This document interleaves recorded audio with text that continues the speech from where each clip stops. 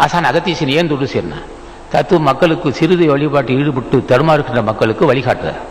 அகத்தீசனுக்கு தொண்டு சேரும். அகத்தீசனுக்கு தொண்டு செய்கிற மக்களுக்கு நாம நன்றி உணர்வு இருந்து அவர்களுக்கு செய்ய வேண்டிய கடமை இருக்கு. அவர்களுடைய ஆசி பெற வேண்டும் என்பதற்காக இப்போ ஞானிகளை நாம் தோணுது. ராமலிங்க சாமி இருக்கிறார். இப்போ ராமலிங்க சாமியை பெரியோர்கள் அவர்னு சொல்லிட்டு வரும். ஏன் அவங்கெல்லாம் பெரியவங்க, அவங்கள பூஜை செய்ய வைக்கணும், சமுதாயத்தில் சொல்லணும். அப்போ ஞானிகளுக்கு சொன்னால் அதே சமயத்தில் தன்னை சார்ந்த மக்களுக்கும் சாதகமாக இருக்க வேண்டும் என்பது வள்ளுவன் கருத்து. இந்த சங்கத்தோட நோக்கம் என்ன? இந்த சங்கத்தை யார் வேணாலும் வரலாம், சாப்பிடலாம், தடையில்லை. இந்த ஜாதி அந்த ஜாதின்னு இல்லை, எல்லாருக்கும் பயன்படும் இந்த சங்கம்.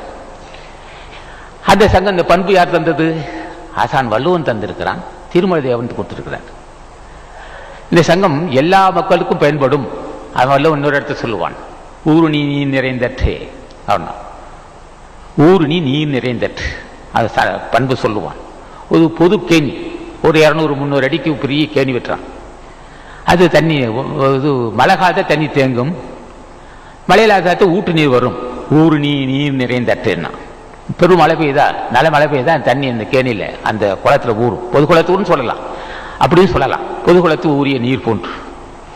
பொது குளத்து ஊறிய நீர் ஒரு தனிநபருக்கு சொந்தம் இல்லை. கேணி என்பது தனிநபருக்கு சொந்தமாக இருக்கலாம். பொது குளத்துக்கு ஊறிய நீர் இது எல்லோருக்கும் பயன்படுவது போல் உயர்ந்த பண்புள்ள மக்கள், இந்த சங்கத்தை சேர்ந்தவர்கள் உயர்ந்த பண்புள்ள மக்கள். ஊரு நீர் நிறைந்தற்றே உலகவாம் பேரறிவாளன் திருன்னா.